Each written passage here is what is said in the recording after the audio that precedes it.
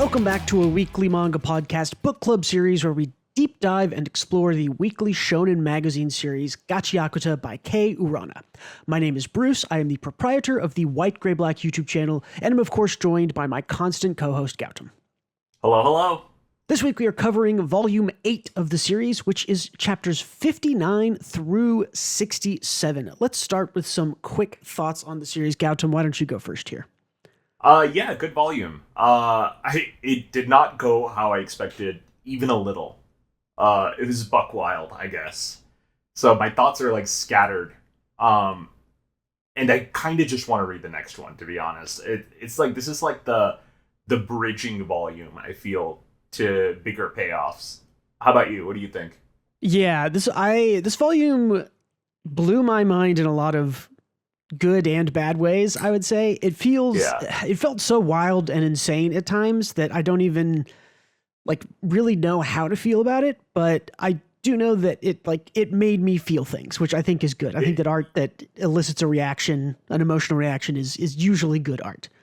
Yeah, and I think the biggest feeling I got was Zonka's fight. I mean, the biggest, I was bummed about it. And we'll get into it here in a bit, but I was bummed about it, but it felt like good writing regardless. I wasn't like, oh, this is shittily written and a cop-out. It was just a bummer. Yeah. Did you feel that way? Yeah, I mean, why don't we just get into it, because it happens pretty early on. So yeah, it's right at the start. Yeah, so chapter 59 here, we start again with a flashback. We see these two kind of, what are these, these rice paddy farmer hats? Yeah, it's like a Ronin, like a traveling Type beat. I was taking notes as I read this, and I wrote like Zonka's down the well brooding here, and I was like, oh, is this someone we know, in this hat? I wasn't sure. I thought maybe this was the angel guy, maybe this was, Rudo's dad theories. I thought it was maybe a new character, but we get revealed who it is a little later. But yeah. I like this beginning part here where Zonka, despite resetting his mindset and trying his best, went out of his way to choose the stick because he thought it would be an Indiana Jones type, Last Crusade type dealio, where he sees the shitty stick wooden cup. It's you chose the special stick that nobody else chose because it looks shitty, but it's actually amazing. But no, it's just a dumb stick, right? Yeah, this is interesting because at the end of the last volume, we talk about how he's not a genius, but he works hard. But in this flashback, he's the top of the class until Hyo comes in, right? And this to me feels like the most in character choice for him, and the way he explains it I think is great, because he basically is trying to force main character syndrome onto himself, right? If you read a bunch of manga or watch a bunch of anime, it's well, that's what the anime character would do, right? They would choose the not powerful weapon and then win with it to show that they're stronger. And he tries to do it and fails completely. It's and he expects it to have a hidden function. It's don't judge by appearances kind of a situation. You're right about the main character syndrome, but in fact it was just a stick.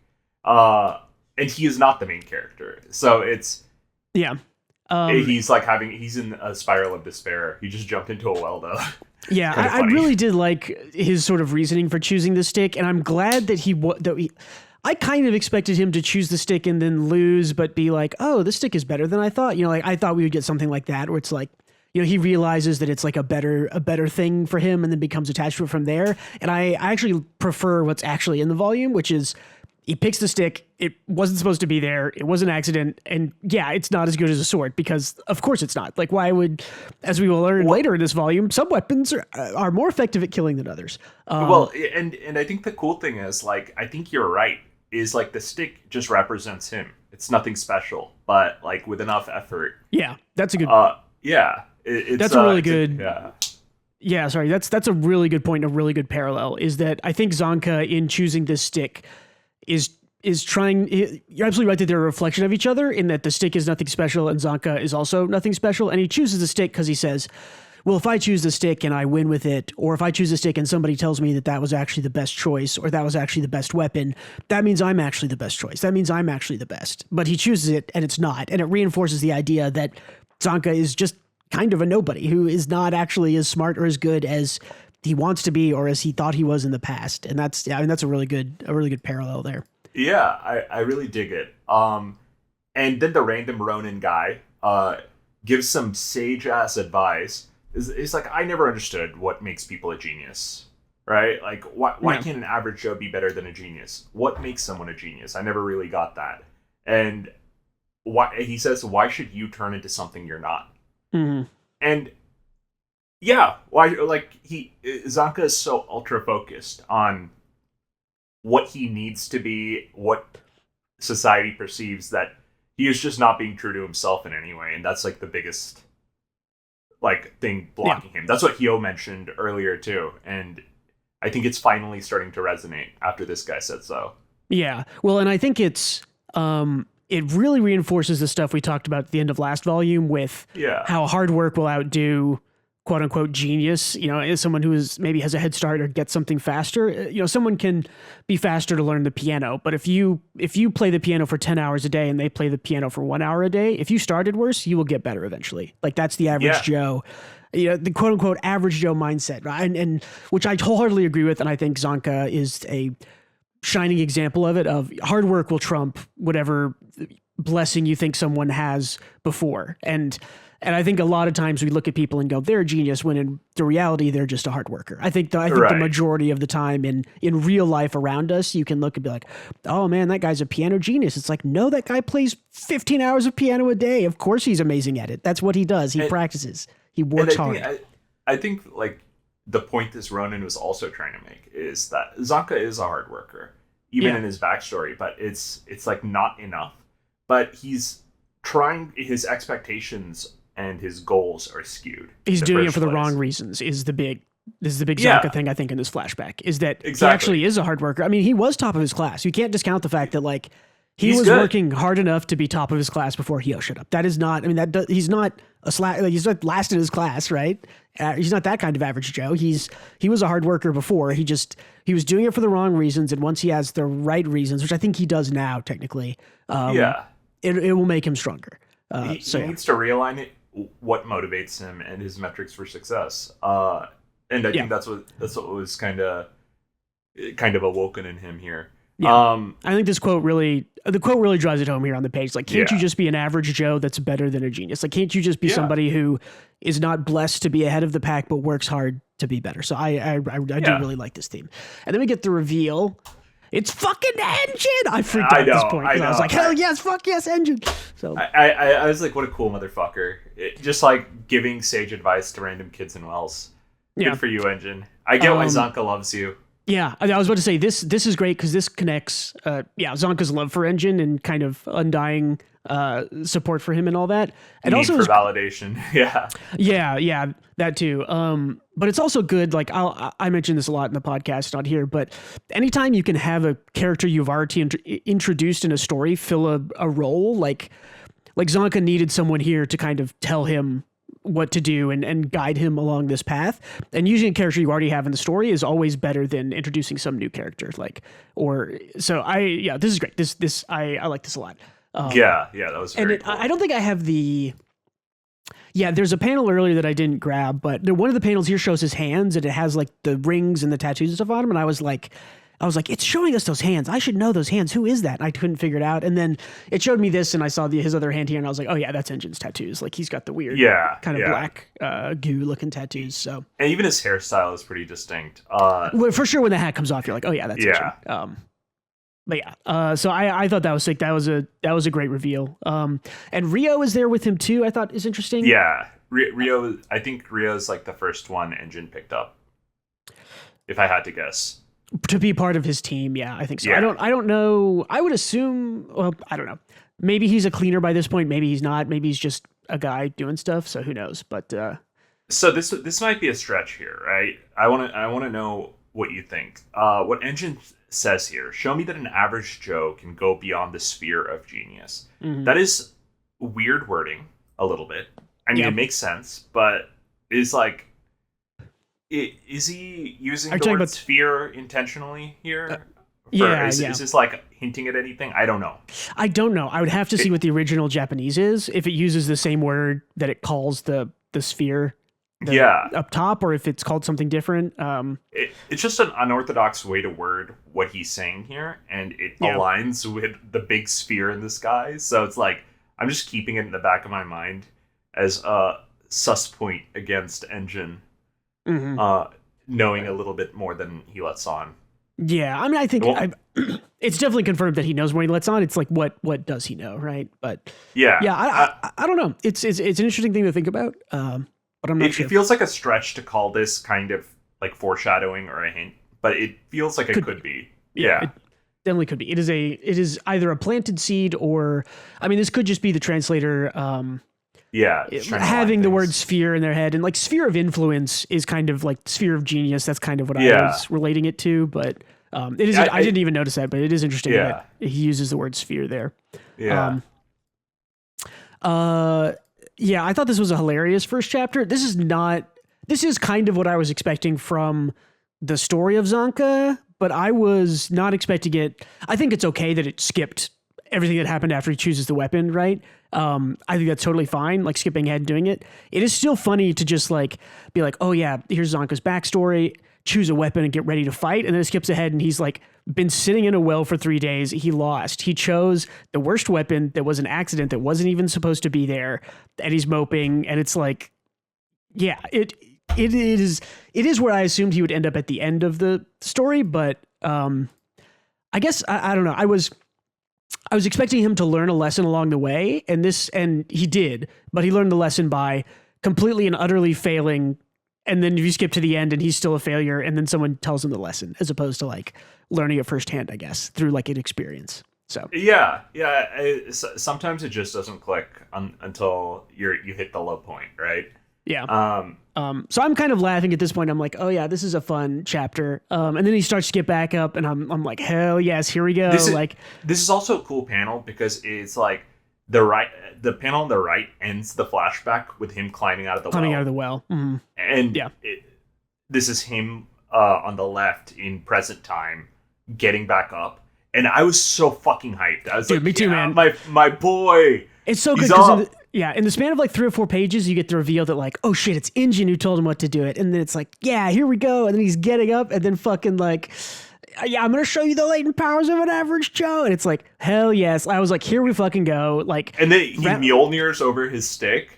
Like, he like calls it over, and it comes to him, and I was like, oh, that's cool. I didn't know that vital instruments could be controlled at a distance like that, and that's because it's not real. He's fucking dreaming. He's what hallucinating. A bummer. What an absolute bummer. After all that backstory, don't get me wrong. This is not bad writing. No, but it's a whiplash of emotions reading it. It was for me, for sure. It was. I was laughing. I was like, like, what is this? This is not at all what I expected. But I was rooting for Zanka. I like these last like 8 chapters or whatever was so Zanka heavy. Mm-hmm. This is his salty run back moment too, and I'm like, I was in his corner. I thought Zanka was like an okay character before this, but he was like my favorite for these last 8 chapters, and I'm like, this is just complete whiplash in that he's just hallucinating. He's still out of the fight. He lost. Yeah, this is one of what's about to be many events that gave me a lot of different kinds of emotional whiplash. I think you're right. This is not necessarily bad writing. It's just a bummer. It's a bummer, and it's not at all what I have been taught to expect from the amounts of stories that I have read. This to me was set up to be. You're right. This was Zonka's salty run back. This was second time against Jabber, and then he failed and got stabbed before we got the flashback. And I thought, okay, he's not like he's not dead, right? Like killing him is even more whiplash, and that maybe would be bad writing. We get the flashback to sort of be like, okay, what motivates him, what drives him, how is he going to get back up and fight, and then we shows us him getting back up and fighting, and then nope, he is down and hallucinating. This is a hell of a subversion, though, because the author gave like 8 chapters of kind of build up to just subvert. His fight was 3.5 of the last 8 chapters in the volume, 3.5 or 4, and then 2 chapters of flashback. So yeah, I mean, he was the primary person in the last volume. So all to say he doesn't get back up. All to say that like, nope, he lost, and he was imagining getting back up and trying again. Absolutely a bait and switch, an emotional roller coaster. We need to get my boy a win win up in here. This does. So I will say, this does set us up for round 3 at some point in the future. Zonka versus Jabber. Like, I think at this point, no one else has a right to take down Jabber than Zonka. Like, it has to be Zonka. Absolutely. Point. Yeah. Because, you losing against somebody, I mean, yeah, they technically lost against Jabber the first time, I'll say, because he kidnapped Rudo and was getting away. Well, especially Zonka did, because he got poisoned right off the bat. Yeah, exactly. And this time it was like, all right, 1-on-1, fair fight. Who wins? Okay, Jabber wins again. And so, yeah, I guess there needs to be some kind of more development here, which I think is a fine angle to choose. What I expected again was like, yes, we will cut and it will be, no, I've been working too hard. I am just an average Joe, but I've worked hard and I'm better than geniuses, and, come back and win. That's kind of what I expected. I think that would have been hype and that would have been good. This just kind of, I think the thing that threw me off the most about this is that I know that moment is probably coming. I don't think a story works without some kind of satisfying moment for Zonka where he says, I'm an average Joe, but I'm better than you, who is a genius. You need that moment, right? Like that's... Yeah. You need that moment. Here's what I think. Because I think I agree, right? We're getting a third fight with them. I think it's all, but it would just be a shame if it didn't happen. But in the third, I think in between those fights, I hope Zonka, like, part of being an average Joe is that you lose a lot. I hope Zonka, it plays to the strength of being accustomed to learning from losses and being used to losing. It's like something he gets used to. Because geniuses don't lose a lot, so they don't get to learn from the losses, right? So I hope they played that angle of it. I think Zonka. That is, yeah. I mean, in the classic 3-part story arc, I guess you could say, Star Wars is the easiest representation of this. Part 1, you get kind of a minor victory, but you don't take everything down. I would say that's kind of like the first fight, right? Like, they lose, but Rudo is rescued. Jabber doesn't get away with Rudo, so that's, you get a kind of a minor victory. Part 2 is normally you just lose, right? The Empire Strikes Back. Luke fights Vader, gets his hand cut off, finds out he's his dad. Everything is wrong with the world. Nothing is working. Part 2 is you just lose. And then part 3 is you come back for the big victory. So that's what I'm expecting here is that third fight. Yeah. Zonka learns. I think you're right that the, either learning from losses or just needing to work even harder and going at that. Both of those, I think, are angles for Zonka's growth before he inevitably takes down Jabber. I feel like it has to happen at this point. I do feel like these two are the authors, like one of their favorite characters, like both of them. Yeah. Because Jabber is the most developed villain for sure, but Zonka is like the second most developed character outside of Rudo. Yeah, so absolutely. I'm looking forward to seeing more on there. Still, very good fight. Yeah, very good. Very interesting start to the volume. I didn't go back. I wonder what people reading week to week thought about this one. Yeah, I'm curious. Chapter. I did look at one of the chapters coming up that was week to week, so I was like, I have to know what people thought about this. And I have to imagine people fucking hate Zonka at this point.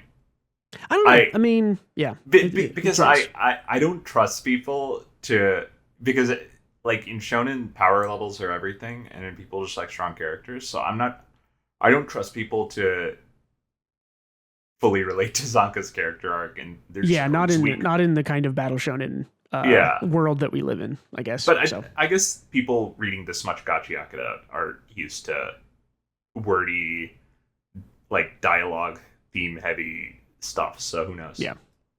Anyway, let's keep going. Yeah, I just realized that your little face isn't showing up on my side, so oh well, we'll have to deal with it. Oh well, yeah. Not a big deal. Cool. So chapter 60, here we go. I would be pissed, but Jabber is so funny and he's such a good villain that you're kind of like, all right, he won. It's fun. It's fun. He talks about Jabber. Jabber talks about having all 3 poisons in Zonka, including a hallucinogen. Jabber just kind of like monologues, talks about his broken ribs. Jabber says like, oh, maybe I should have fought another cleaner. He's like, oh, you look like you're having a lot of fun with hallucinogens. I want to have fun too. And like, this is a great panel. Weird. He's so insane. Fucking insane and wild. It's crazy. So he lies down and starts laughing for no reason too. Yeah, like it's just like the face on Zonka's like zooted out of his mind. Zooted. Yeah, just such a fucking weirdo. We get to see a little bit of Gawita Hebi Fantasia, as she like goes kind of like up the slide that I guess she was forced down, and she has a little cockroach friend. She follows Rochi. Yeah. Yeah, she follows Rochi, and she finds something weird. It's this. I want to call it like a heart thing. That was the first. It looks like a heart for sure. It looks like a heart, right? It looks like a big center thing with like a bunch of aortas or whatever coming out of it. Also, like they also mentioned the tunnels are like blood vessels. I think Rio mentions that later. So that comes up later on. I mean, we learn a little bit more about it later on, but I think it's supposed to represent a heart, though. For sure. And at the same time. Yeah, so we get Zanka or Jabber's like, well, Zanka, it's about time for it to be over, and setting up that he's going to finish him off. And we get, like ready to go be made to an offering for the trash beasts. And the offering for the trash beast thing is on this panel with these three hands holding onto weapons, which are kind of stabbed into this heart with like nails in their fingers to keep their hands attached to the handles. So confirming, I think we called this pretty early. I think that it's like, oh, the trash beasts are made from like dark vital instruments or discarded vital instruments, or essentially it's like the same power that powers your vital instrument creates trash beasts. We kind of know that from the volume 1 or 2 when they kill the trash beast and pull an old piece of trash out of it. And I was like, oh, this is supposed to be a biblical allusion to like rebirth with the nails and all that? Not really. Not through the fingers like that, I wouldn't think. I think this is just because the dead hands would fall off of the handles if they weren't nailed on there. It's still pretty metal. It's metal regardless. It is metal. It looks cool. It's a cooler design choice. And then we get Major Whiplash number 2 or 3 here. Zanka's kind of celebrating. This panel is very funny regardless. Just because of Jabber. Jabber's no good, very bad day. Yeah. I love his facial expressions though, because he's being very cartoony, and he's like, yay, yippee, I won. And he gets shot in the leg with a real gun. With a gun. I was like, what? Like, it makes sense, right? We have seen guns in GACHIAKUTA. The people who attacked the Cleaners HQ had a rocket launcher and guns. We know they exist. It just has not really been a thing for any of the fights or encounters we've had. And this to me was another kind of like big whiplash. It was kind of an interesting Deus Ex Machina that then it's going to kind of go back and explain. But this, again, first 2 chapters here gave me like a lot of emotional whiplash back and forth. Like what's going on, reveal of the weird heart thing, reveal that they're going to offer the cleaners up to the trash beasts and whatever that means. So a lot going on here. And I think, as we see, the gun is very useful. Yes. For the user, whoever is using it. The gun does a lot of work. It just shows me how strong the perception girl is. I'm forgetting her name. Seimu, yeah. Yeah, Seimu, the front desk lady. Yeah, with the glasses, who just matrix dodges everything, right? She'd be useful here if she was around. Anyway, onwards. Yep. So chapter 61, moving on here. We're back to Engine finally. We haven't seen a whole lot of him. This bad guy's name is Fu, and he does not know how to start a fight. He's kind of funny. Fu or Aura Store. I think his name is FU. Right? Is that how Engine is saying it? Engine makes the joke "fu" and he says "fu." He says like "fu," like no, my name is Fu. He's making the joke. Okay. I don't think his name is actually "fu" Orister. I think his name is Fu Orister, and Engine's making fun of him because that's what Engine does. At this point, I realized that there's not going to be a fight between them. For sure. Yeah, I got that. I definitely got that very early on. I was like, Engine's not going to fight this guy. Like, there's no way. Like, like if he does, it will be one panel of Engine wins, and then it's over. But it wasn't even that much. Fu mentions again here, like offering up to the trash beasts. He also says something about if I finish last, something bad's going to happen to him. So we don't really know what that's about. He also mentions that he really needs to be told what to do. He only knows how to do stuff if he's ordered to. And he's like, can you throw the first punch? Kind of get this fight started. And Engine makes a smug, shitty face, and it's like, no. No. Which I think is great. We cut back to Rio versus Amozo, which is another cool fight. She's sort of shaking off her paralysis here. It's kind of the only fight I wasn't really that interested in. I don't know why. I still think it was still cool. It's broken up by the Zonka fight, which you felt more invested in. It takes a little bit. That might be why. Yeah, it takes a little bit more precedence here, and then takes a turn. But yeah, so I still think this is a cool power. This is kind of more of a classic shonen fight where they're like, where Rio is like, oh, I'm going to try to like blow your hair away, and also like this is a great. I wanted to pull up visually. This is a great That looks panel. sick. Yeah, it's a great panel for panel flow too, because if you start at the top right of the page where you would start reading manga, the hair is a classic kind of top right, down left. Your eye falls exactly down to where Rio is. So just an excellent visual thing here. At this point, Rio realizes that the Bayonetta lady can't keep her electric hair on forever. Yeah. And goes for the scissor cut. Yeah, and another thing that I thought was cool, and I didn't grab pictures of it, but there's lots of shots in the start of this chapter, or when we get over to Rio here, that just kind of show her eyes kind of analyzing, and I think stuff like that is like really, really good visual storytelling, because it isn't just like she figured it out, that it has a time limit, or that she can cut her hair when it runs out of time. We like see her like watching, like there's like I think 4 or 5 panels across multiple pages of Rio just close-ups of Rio's eyes like watching electric hair lady fight, and it's like, okay, like it's not saying anything, but I understand what Rio's doing. Rio is like watching and learning and trying to understand the fight to get better at it, and so when she inevitably wins, you're gonna think like, okay, yeah, she like studied and learned, and that I think is what makes this more of kind of a classic shonen battle of it's like 2 people with weird powers and the good guy's going to figure out how to beat the bad guy by exploiting their weakness. It felt very much like that kind of fight to me. I like that through the analysis, she learned that she's up against a wall and she's out of options. Yeah. So that's, let me see, 61. Yeah. So we end basically with her supposedly cutting Electric Girl's hair here.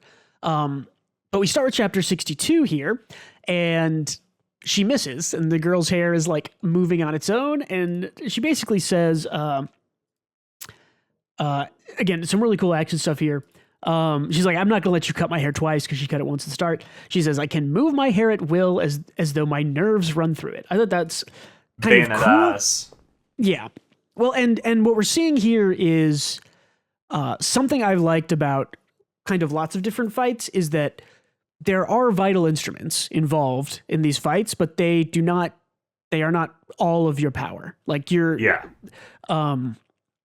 like Jabber especially, right? Like, yeah, Jabber has his needle, his blade hands, vital instruments, but those don't make him immune to poisons. He like gives himself poisons to become immune to him. Those don't make him a better fighter. He's trained himself to do that. Like, there's just a lot of rib shots with the fists, essentially. I dig it. Like Zonka's breaking Jabber's ribs with his punch. It's a mix up. It's not like my katana is the most powerful thing in the world and I can cut mountains with it and I use it for everything. It's like they're using every tool at their disposal in any given moment. Yeah, and it's absolutely showing that to be a cleaner or to be a contestant in this world, it isn't just about having a strong vital instrument. It's about having a strong body, having a strong mind, being a good fighter, being a good whatever, which I like. It means that it's not just, ooh, this person's power seems stronger than that person's power, which is what some of these devolve into. Yeah. So I can move my hair. I think power through having long hair is a cool angle to take sort of a female perspective through. I'm obviously not an expert at this, but I do know that hair has a lot of importance for girls in a lot of different cultures. So I think that's a cool, good angle to look at this, and I appreciated that. Rio, this is funny here. I like this, like, she's like, I considered the possibility that your weakness was wind, so he was gonna try to get the windmills going to blow her away. She's like, oh, it's such a relief to know that your weakness is a time limit.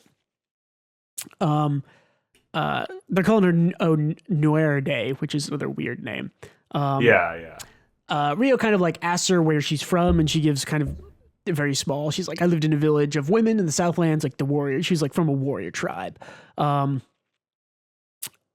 There's kind of more just random world building. I don't know if this will be important or not. Like maybe I don't think so. I think it's just flavor. I only say that because she mentions right after that the tribe was wiped out. Yeah, I think this is just more kind of world like, oh yeah, there's warrior tribes. There's people who are raised to be fighters. I like, again, sort of reinforcing this idea that it isn't always about your vital instrument, that they both just kind of agree, like, let's just fight hand to hand. Also, this spread panel is fucking sick. It's just such cool framing of like, okay, like we're both fighters, let's just fight. And at this point, Norde has a suspicion that Rio isn't just a cleaner. Because she says, "Who are you?" Yeah, she says, "Who are you?" Yeah, exactly. Yeah. She's definitely asking questions about it. They say that. Oh, did I not? Yeah, I guess that's the last panel. Nuerde mentions that Rio is like, her body's not suited to handling the big weapon, right? And Rio's kind of pushes back on that, which I think is good. But yeah, that's it. That's it for. I think this is a great, like, I like the fact that being a good fighter has its own value outside of just having a powerful vital instrument. This is kind of the way hockey works in One Piece, as opposed to just having a devil fruit. Like, for a while, it was just, you had a devil fruit. If your devil fruit's more powerful than this person, that kind of won fights. And then eventually we get sort of like, no, you can train to be a good fighter or a good observer or whatever and have powers that way. So this feels I can appreciate that. It's why Luffy's stupid gum power was so appealing, because it's just on paper it's just so shit. But yeah, and like Foxy has like slow down time powers, but he's just like yeah, exactly. I don't know, like a carnival barker, really. Yeah. Anyway, cool. So chapter 63, more badass fighting. They get their weapons out again eventually here. Again, lots of cool stuff. The action stuff in here is really great. At this point, Rio asks, she's like, wait, it's just something about like, no one can hear you down here. You can't call for help or whatever. She's like, wait, no one can hear us down here, right? And nope. And then I like this punch in the face. I think it's good. Yeah, this is like a Gainax ass situation where they're just duking it out. Yeah, just absolutely beating each other. So she's like, yeah, no one can hear us out here. Yeah, here we go. He's like, so you're not just a kitten, but you still fit into the kitty cat category. I like that Rio's hair is kind of all messed up and taken down now. I think that, again, is a good kind of parallel to the long hair. And then she pulls out a fucking gun. Yeah. This was like, we're 4 chapters in, or 5 chapters in, I guess now. And it's like, I am again whiplashed into like, fucking what? Like, I didn't expect her to pull out a fucking Glock. I in my notes, it's just Rio pulls out a Glock, huh? Why do you have a gun? Yeah, this is wild. And this is I don't know, something about the last volume made me comfortable with Gachi, as much as I think the last volume was our favorite in the long ones. It had a lot of good stuff. To me, it presented like, yes, I see where it's going, I like where it's going, and I understand where it's going. And then this volume was like, nope, I don't. I have no idea. Like, what the fuck is it doing now? Like, I do not understand. This is wild shit.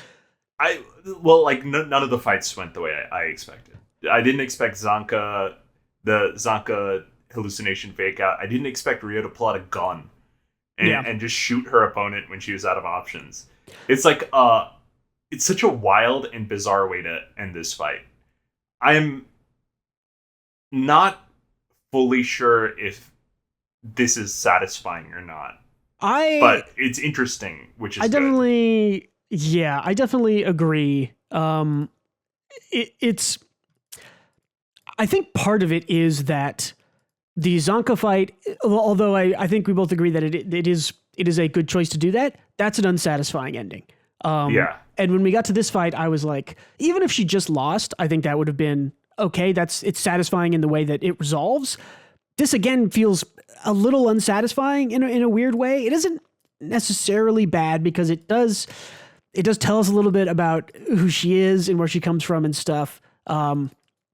But yeah, I don't know. Like at this point, I'm reading this like a night or two ago. I'm like laughing out loud, like audibly laughing out loud that a gun was pulled. And I'm like, what? Like what the fuck is going on? Oh, when I messaged you today, I just messaged in all caps "gun." Yeah. Because I'm just like, what? It was so buck wild. But I think the unsatisfying part about it is that I feel like in these larger than life worlds, these special items resolve conflicts and they're like the superior weapon archetype. But it's odd to have things resolve via gun because that's just realistic.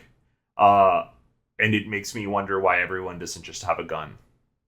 It definitely does sort of bring up the.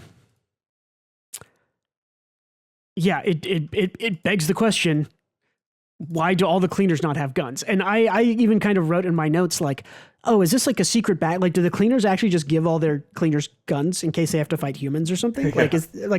I thought like, maybe like we don't know a whole lot about them. Like they've fought trash beasts twice and they fought people twice and we don't know a whole lot. Maybe they all have guns. They all have a bunch of packs on them and stuff. So, as Rio said, it's like the reason she pulled out the gun is because nobody else would see her do it or hear her do it. Yeah. Because we learn a little bit the that cleaners she's not, don't kill people, essentially, right? Yeah, she's not supposed to be using the gun. Is kind of what we're told later. But then why don't the bad guys all like carry a Glock? Is another question, right? I'm guessing that even though we did see them used earlier, you would assume that they're still probably pretty rare, right? Like it's probably not something that gets thrown out in the trash a lot. You would have to find it and then make sure it works. Yeah, I'd have to go back and look. I don't remember there being that many guns when the goons attacked. I remember there being some. But if the goons have it, like what the main guys should too. The gun complicates the things, main guy. The good guys do have a gun. Rio's standing here with a gun. No. I'm saying if you're giving the goons the distraction team that the front desk lady took out guns, why don't all the bad guys have a backup Glock, right? Why don't all the baddies? The gun complicates how you view battles. Is my issue. Yeah, and I think that's another reason why this feels strange is that you're exactly right in that introducing the power of a normal gun, which a gun is something where you move your finger half an inch and you can kill a person, right? You're right. That changes the power balance of the entire story. Even though we've seen a rocket launcher, it was kind of a goofy situation, and we had somebody who kind of countered it fully. We saw guns in the past. They were not introduced as a thing where you pointed at somebody, you barely do work, and you can kill them or severely wound them. And so it massively disrupts kind of what you thought you knew about how the world works. And it just drops this lady, right? It just drops Nord. Yeah. And it does more damage a little later. Because of course it does, because it's a gun, right? Yeah, it's good that they are treating it at least like the severity of what a real gun would be like. Like you shoot someone, they don't get back up again because they have 9 bullet holes in it. That's not realistic. So your electric hair isn't going to react to a bullet, right? It's yeah, exactly. I can't fully decide if this is good or bad. It feels strange because maybe I don't have enough information about it. Of like, you're right. Like, are guns just really rare? Does everyone have them? Are they looked? Maybe there's a cultural thing where like the trash people on the ground look down on guns. Like, I don't know. There's more I need to know here, but this is incredibly surprising and it's an interesting plot beat. But I think Rio's fight was maybe worse for it. I think the Zanka subversion, while it was a bummer, was a good subversion and built up well. It all worked. But Rio's, I think, just complicates how I view, I guess, how people fight in this world, right? It shakes up what we know about the world building. It isn't even that it's introducing something new necessarily. It's just taking what we think we understand about how the world, and particularly the world around our characters, it very much just instantly changes how we think about that. Which is a lot to deal with. Which is one of the reasons why I think this volume is interesting. So so I think this one was like not a good subversion, while the first one was a good subversion. Even though I think this subversion is interesting and buck wild, right? And I think that it does have good interesting elements, right? This tells us that, and I think this is maybe explained more in the next chapter. We can go ahead and move on to chapter 64, Old Job. The fact that this chapter is called Old Job and it shows the color page here is Rio in what looks to be sort of like a military outfit. I think that kind of explains who she was. I love her braids. Yeah, it's great. She looks, if you ever played Rainbow Six Siege, she looks like a more severe version of Ash, who's a operator in there. But that's sick. Yeah. At this point, I'm like literally just reading it, looking at the screen, being like, what the fuck is happening in this manga right now? Right. Yeah, but so we do get a little bit more sort of character building around Rio from her having on. She's like, Injin says I'm not allowed to do it anymore. Kill people, I mean. And there's a line that Noirde says about like, I assume the cleaners are supposed to be clean, which I thought was a great line. I think that actually is maybe sort of my favorite end result of all of this, is that the bad guys also had expectations around the cleaners and what they're capable of doing. And this is also, I think it helps me because this broke my expectations so much of her pulling this gun out, that the character in the story also feels like her expectations were massively broken. So I think that she was subverted IRL. Yeah, this is a little bit to ground me more and not so. But yeah, there's she responds here and asks like, so you were a professional killer? She doesn't answer this, so I don't know if this is supposed to be like a confirmation that that's what she was. I think it is. Much. I think it is. Yeah. Because she just said that Engine says I'm not allowed to do this anymore. So yeah, I think she used to be, prior to joining the cleaners, a professional killer. Yeah, so definitely something similar to it.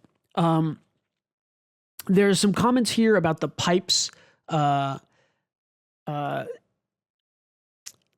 pipes all connected like blood vessels. Yeah. I also really like that Rio is like doing her hair up again here after her hair got kind of messed up. I think the focus on these two girls fighting in their hair is just a cool kind of interesting angle to take on this. Yeah, definitely more foreshadowing here, connected like blood vessels. I wrote a note here, is like, are they inside a massive trash beast? That was like, this was around the time where I was like, I think that seems like what's going on here. And you'd be right. Yeah. So this is a part that maybe you can help me with. There's all these flashback panels here. It's like of Rio watching Rudo, like being in Rudo's room when they spoke.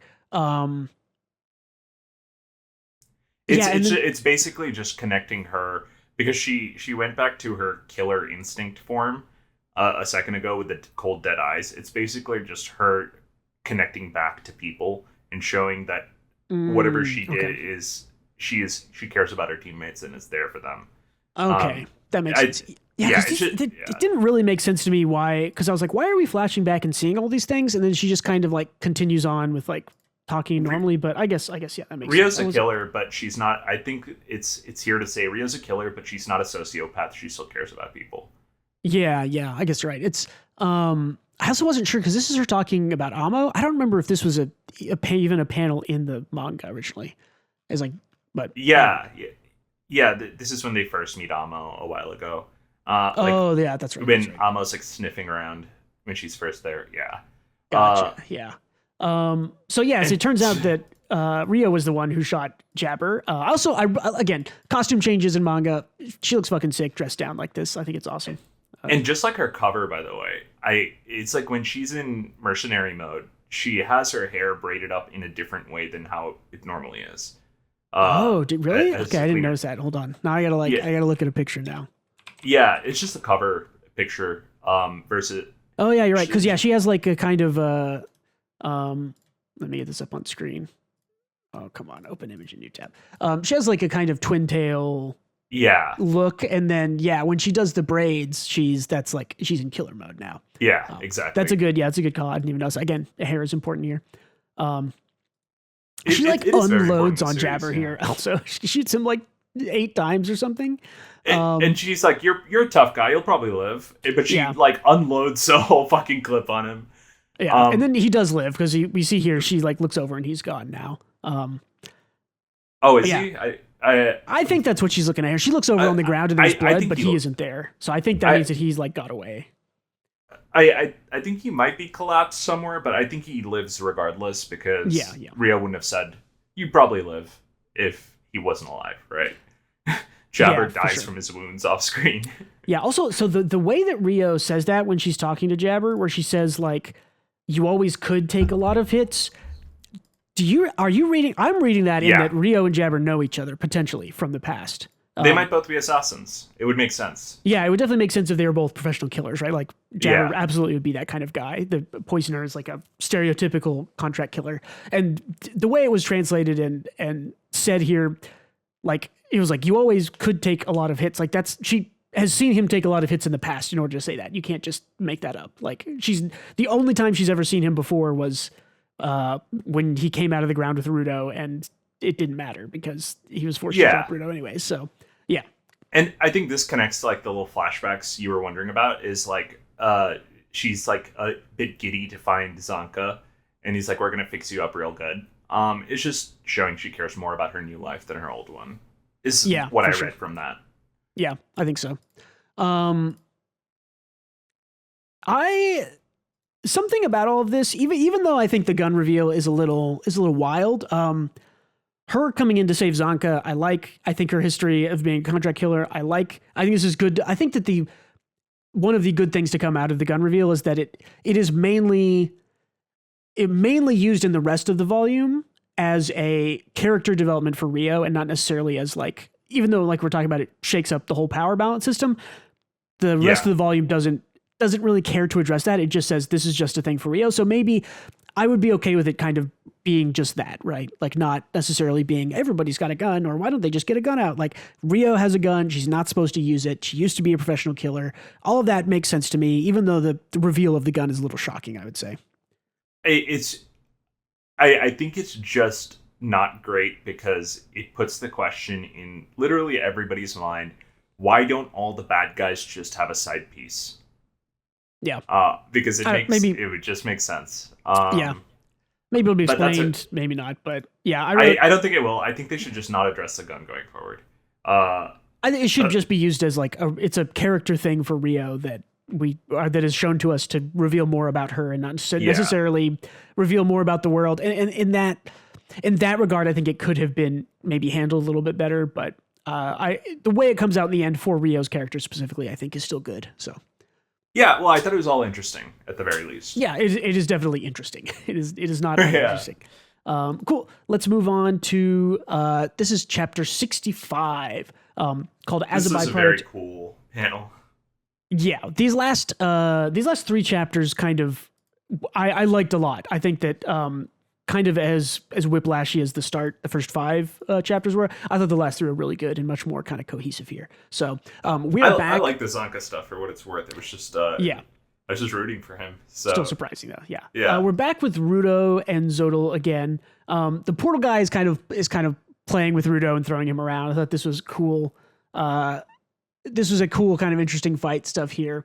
Zoldy's throwing like some insults at him and stuff. About Rudo being a hothead. Why can't the only spherite I found be like a reasonable person? And it's like funny because he's like kind of right. Rudo is like a obscenity spewing hothead. Yeah. But at the same time, Zodal is being so unreasonable that I'm on Rudo's side.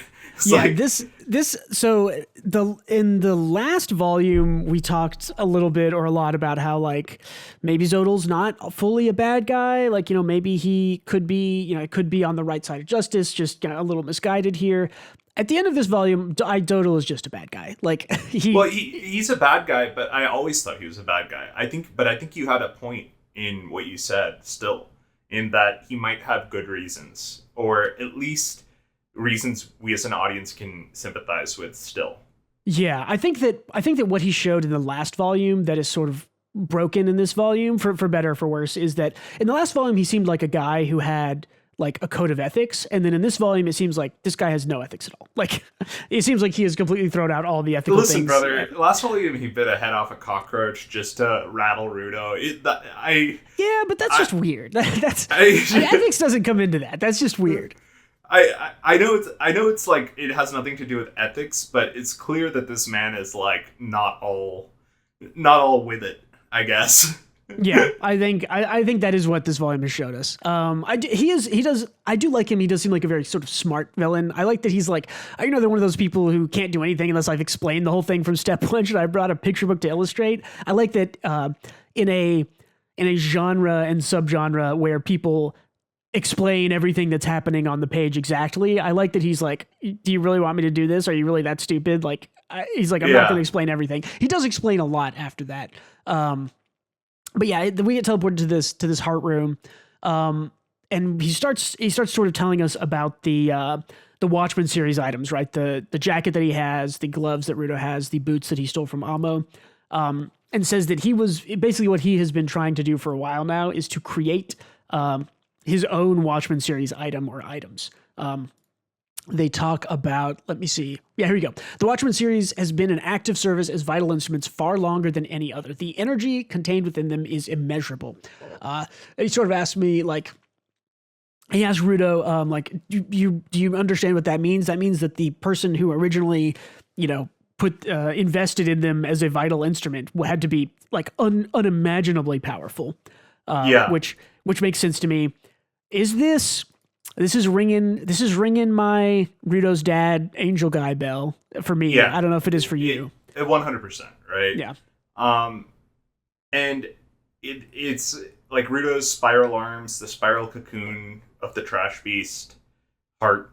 I don't know. There's stuff going on. And and Rudo's connected to it. Yeah. I think more than just his gloves is what I would say. I'd say so. And I don't know if it's this chapter or the next one where he explains the Watchmen series and its effect on sanity. Or we just skip the panels. It's the next chapter, I think. Okay, we'll get to it then. Yeah. But yeah, he basically says like, hey, we're gonna we learned a couple of things. He in his explaining stuff. He made himself a Cthulhu. Yeah, he learned how to create Trash Beast essentially in trying to replicate the Watchmen series. It also makes it clear to me, which is something that I was a little unsure of, or I was wrong about, I guess, is that not all Trash Beasts are powered by vital instruments, but some of them are the ones that he created. So. Right. That makes sense that it's like, why didn't the cleaners know? They've killed like tons of them, so they should know that they have like a vital instrument center. But it's like, okay, not all of them are like that. So yeah, it's. I think the first one they found was that really powerful one in Rudo's like introduction to supporters, where he saved that one supporter with where Rio beats the Trash Beast. Yeah. So yeah, this is the other Trash Beast that has been fed a bunch of vital instruments, and seemingly tamed by those swords in its heart. Yeah, somehow Zodal has control over this one. So yeah. Also, this ends with like, we're gonna jump up to the sphere through the the barrier that we've been told kills people, and we're gonna do it on this Trash Beast. And it's fucking sick. That's it's cool. Awesome. This is again is another. This isn't really Whiplash. It's just like, oh, that's like, I didn't realize that's where we were going. I thought like they'll fight underground and then they'll escape. So it's like, oh no, we're maybe going back to the sphere like right now. So yeah.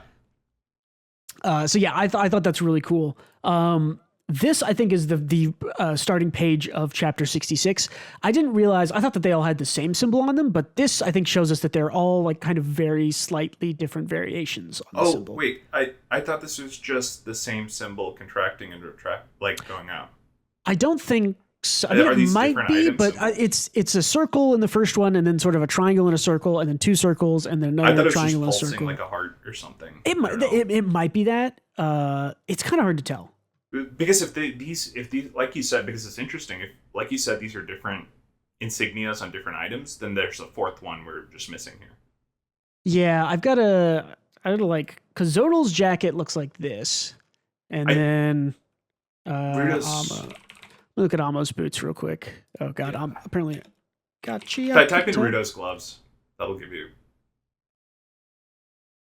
Because her boots are the circle, so that's the same. Okay, then I suppose it's just pulsing like a heart. I think you're right. Yeah, I thought that it was different ones. No, Rudo's gloves might be different. Well, don't look too much into it. I don't want to spoil. But yeah, I don't know. So anyways, yeah, chapter 66 called The Watchmen Series. At this point, I still just kind of keep repeating myself, like, what the fuck is going on in this story, in this chapter? But yeah, they talk more about the Watchmen series, right? They're all part of a series. It's like, wait, does that mean there's even more of them? This is cool. I think this gives us this gives us a potential MacGuffin to chase, right? Right. Rudo maybe now needs to go and get the other Watchmen series in order to, I don't know. It hasn't been fully revealed, but we're kind of given a breadcrumb of like, if you need something to chase in the future, there's more Watchmen series things out there. Yeah, and one person used to wear this, confirmed.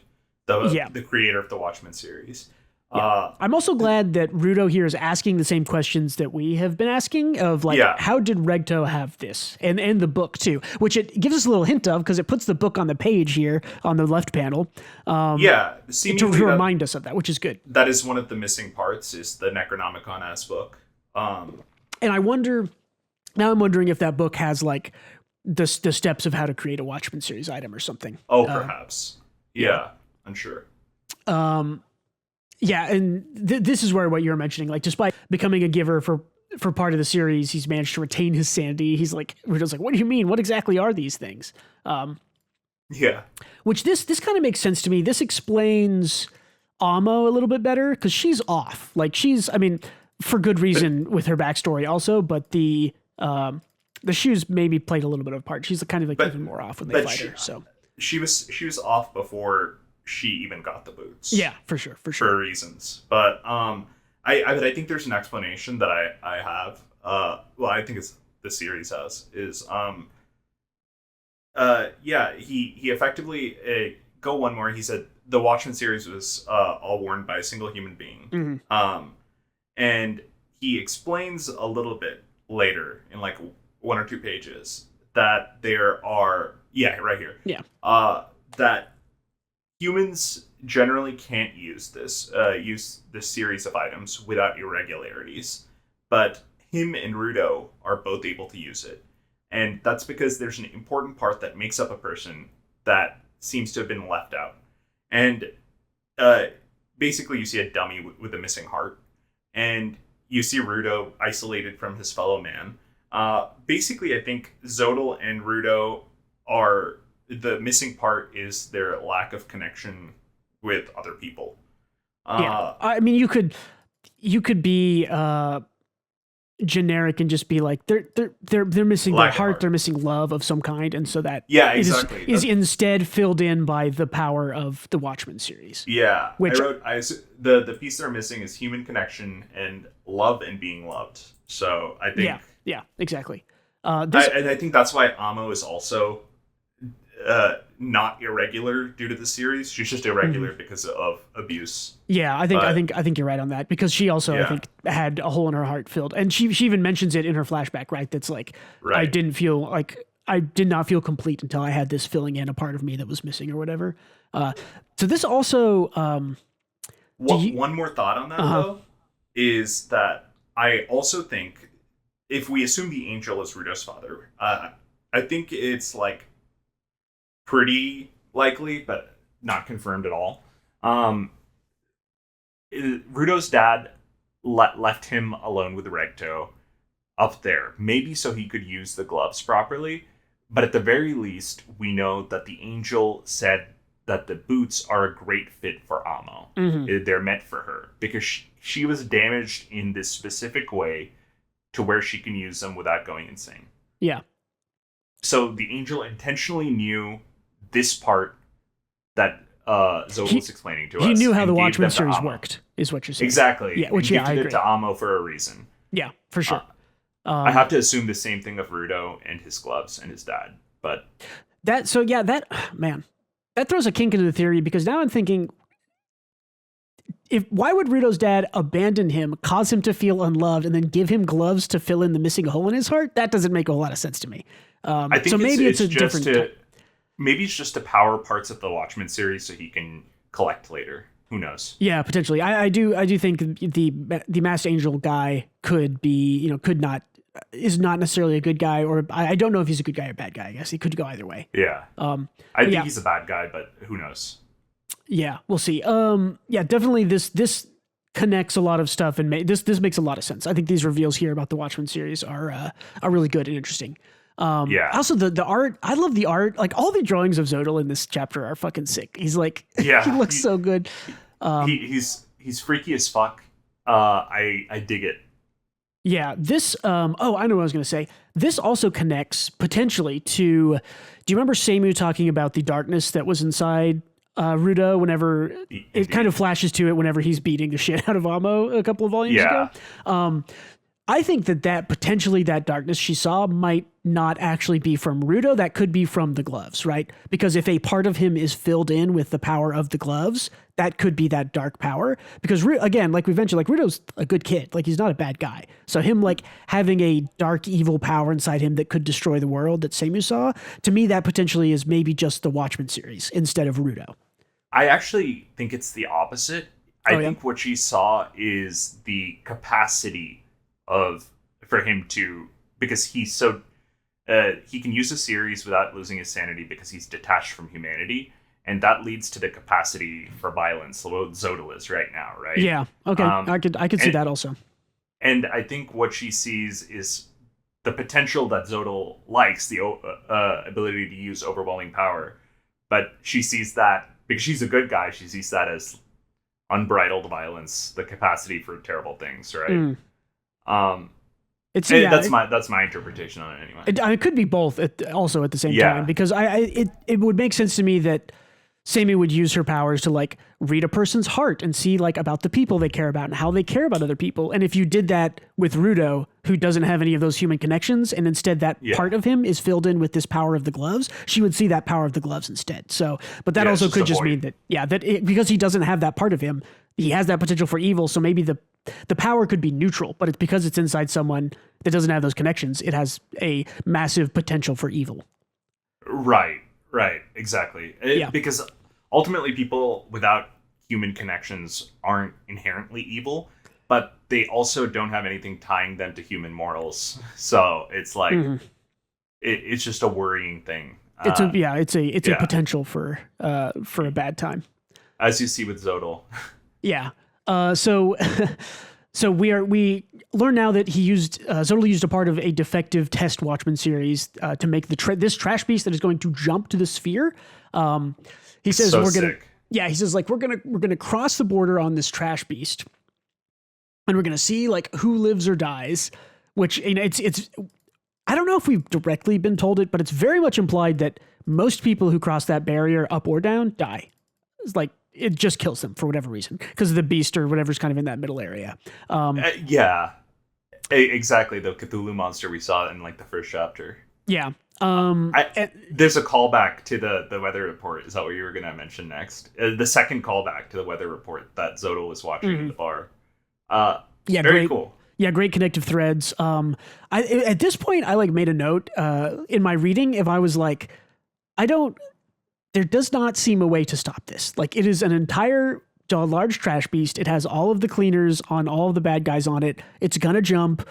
At this point, I'm sort of like bracing myself for some kind of Deus Ex Machina, some kind of like rescue mission or get somebody out. So, because I really at this point, I'm like, I don't see how our heroes get out of this. It's heartbreak. That's the answer. You're breaking the heart open. Is that what you mean? Is that a joke? Yeah. It was a joke, but also they're gonna kill the heart of the beast, I think. Yeah, I think that's sort of by the end of this final chapter, I'm with you on that one. I think. But yeah, let's go over it. It's chapter 67. We have Guita Rudo, Portal Guy, and them. They're all here, and she's like, "Are you kidding me?" It's like, we're in the middle. She's like super hyped to be inside a giant kaiju. Can we call this character Fantasia? Because this is like the only part of her I remember. It's... no one has addressed her directly other than with her full name. So, because I was going to call the hair person Amozo, and they called her fucking whatever weird or harder name, Nuerde. Yeah.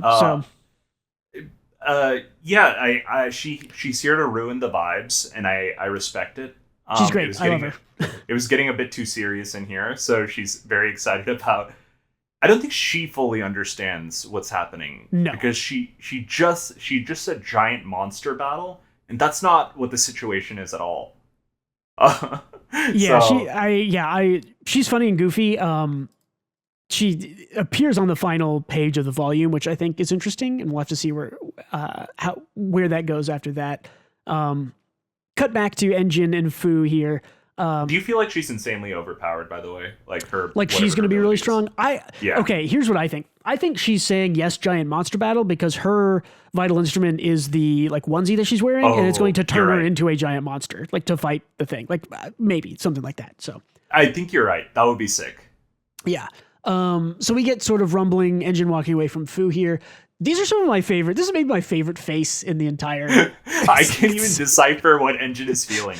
I think he's both like annoyed and like smug and annoying the other guy at the same time. It's like he's like rolling his eyes in frustration, and like this guy is so pitiful and desperate. I cannot be around him. I don't know. Oh yeah.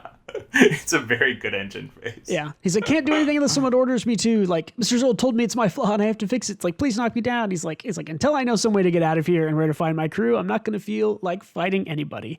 And then Fu, this guy is lame and an idiot, and that makes him a good bad guy.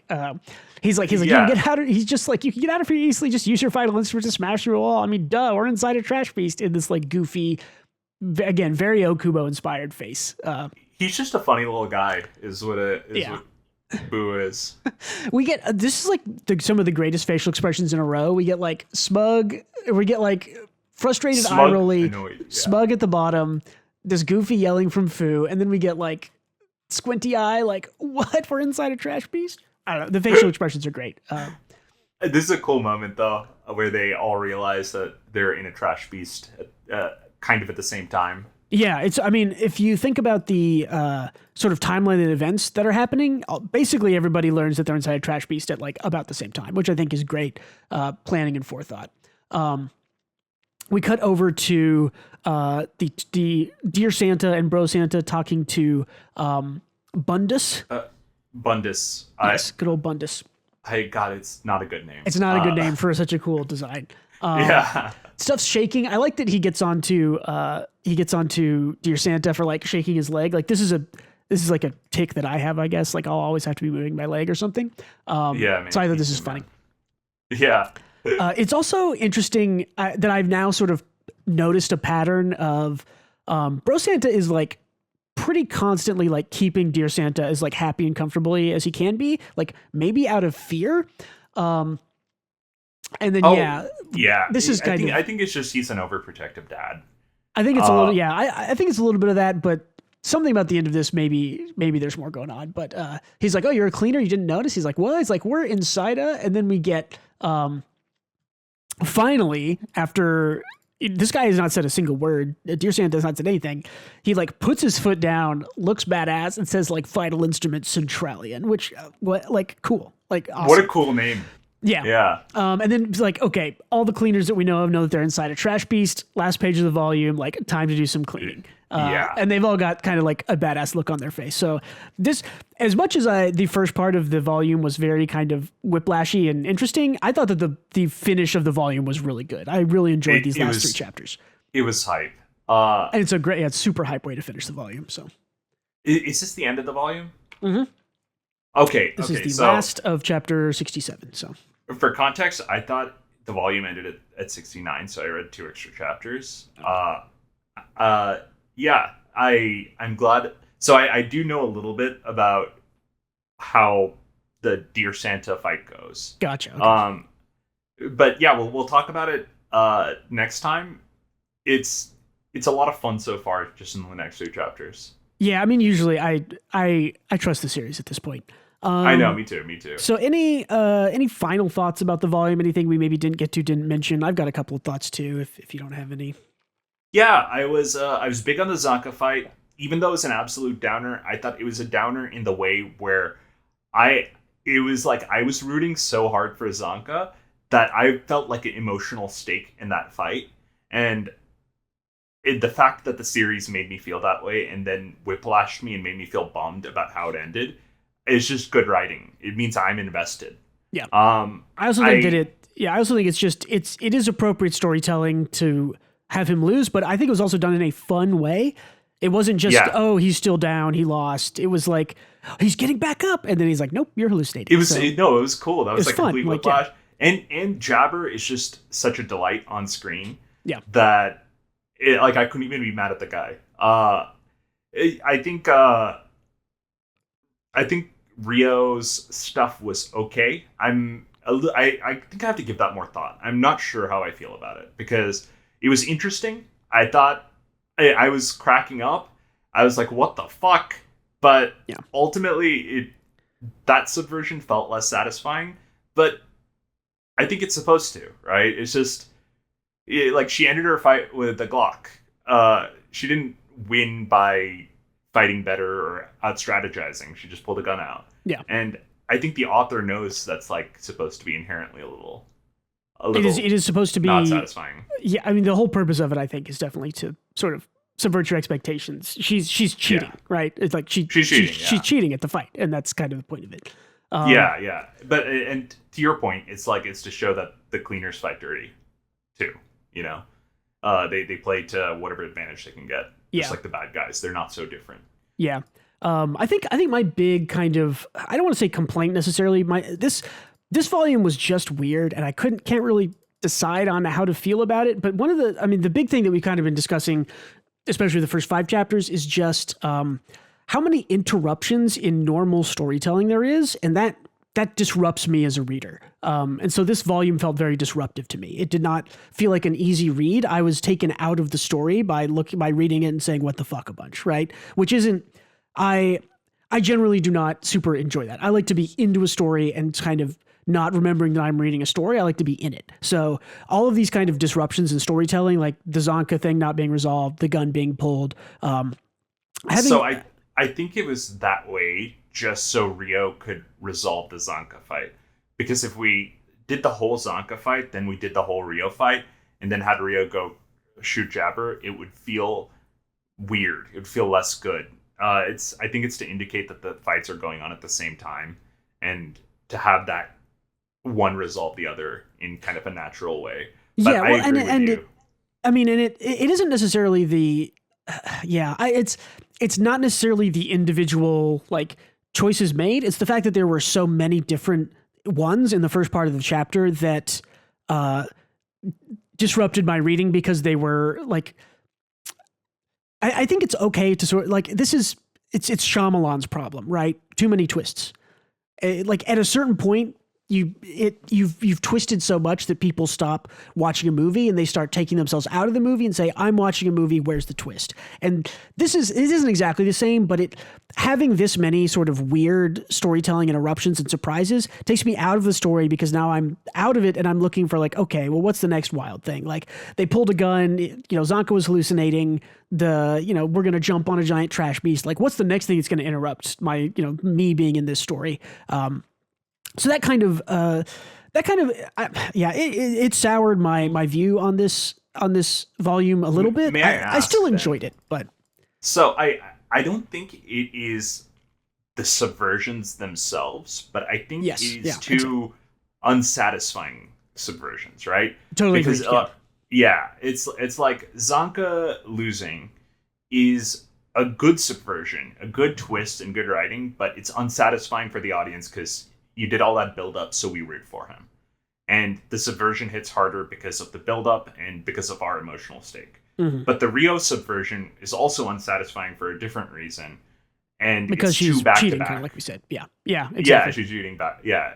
So I think that kind of takes you out. Like, you're like, how do I invest in these characters emotionally if I'm just going to get slapped over and over again, Yeah, you're exactly right. Yeah, that's what I'm talking about being taken out of the story by these things. Because I think you're exactly right. The reason, one of the other reasons why it takes you out is that it's unsatisfying, and getting multiple unsatisfying things in a row, you absolutely start going out of the story and going, well, why should I care? Like if this is the dangers of, and some series and stuff have done this, right? Where you like introduce a character or a group of characters early on and then kill the entire first group and move on to the second group, who's the main focus of the story. That is a dangerous path of storytelling, because you ask people to get invited in characters and then wipe them out and then ask them to get invited into characters again. And they go, why should I? You just killed the people I got invested in. So it's exactly the same thing here, where it's like the weird, wild twist, unsatisfying ending, weird, wild twist, unsatisfying ending. It's like, okay, why am I getting invested in these things if you're not going to give me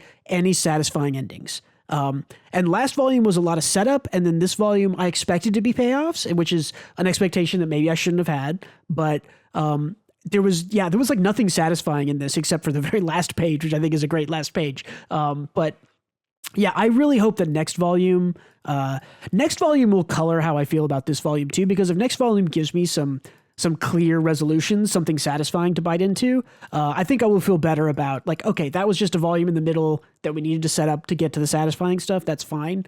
But yeah, this volume definitely felt it was very uneven, I will say. I don't know. It also felt like a bridging volume on top of all of that, where it's the Pirates of the Caribbean 2, where it just sets up what happens next time. A lot of talking about the plan.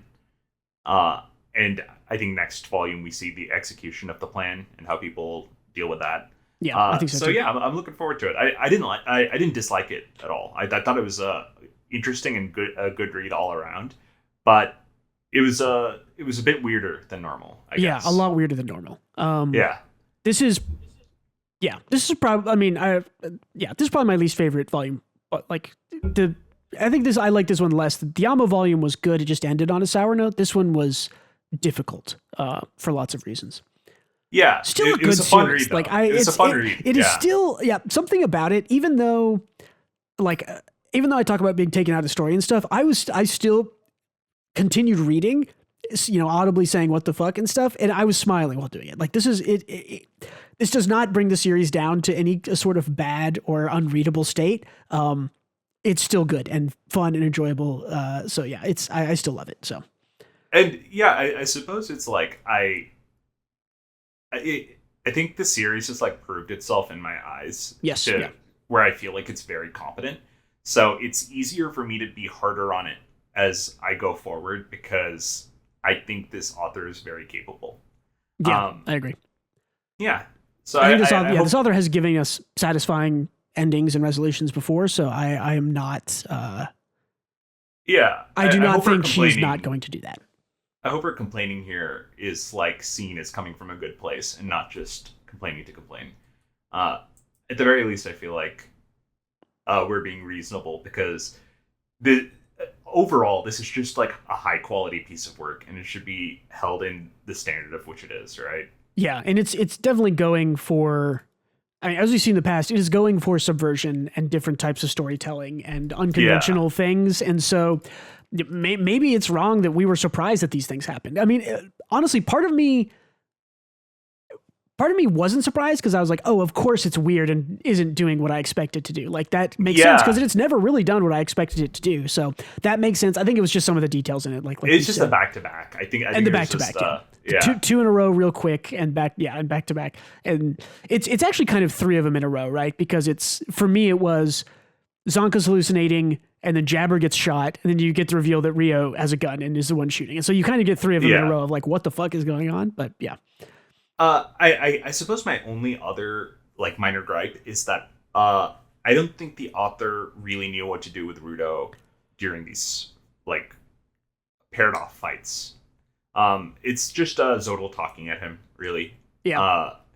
Which is fine, but and Zodal is interesting. Him revealing his plan is interesting, but Rudo's just here for like the last like 20 chapters or so, just listening. He's getting toyed with, and he isn't doing too much. I think that's a fair criticism. I hope that soon. I think we're getting the team back together soon, or everyone's going to start kind of definitely fighting or coming back together. That would be my guess. So I think that maybe when that happens, Rudo will have more to do. But yeah, Rudo has been pretty powerless, which makes sense in the story. But yeah, I do think that Rudo is a strong point of the series in the past. The actions he's taken. So I'm curious to see how he is actually going to react to all of the information that has been dumped on him. Yeah. And it's just a bit noticeable because it's been like 20 chapters, right? Or like pretty much 2 volumes. 15, he's just been listening to Zodal talk. Yeah. So, yep. Cool. Yeah. Anything else? Any other notes or anything you've got on volume 8 here? No, I'm looking forward to volume 9. I've already read 2 chapters of it on accident, and it was fucking cool. So, yeah, meet us again next week, and we'll catch up on that.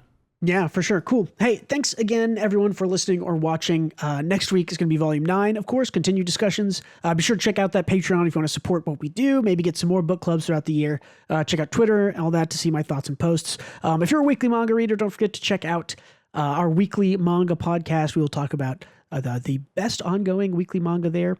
I think that is all for this episode of the GACHIAKUTA Book Club Read-Through, so adios, everybody. See you later. And don't forget to read more manga.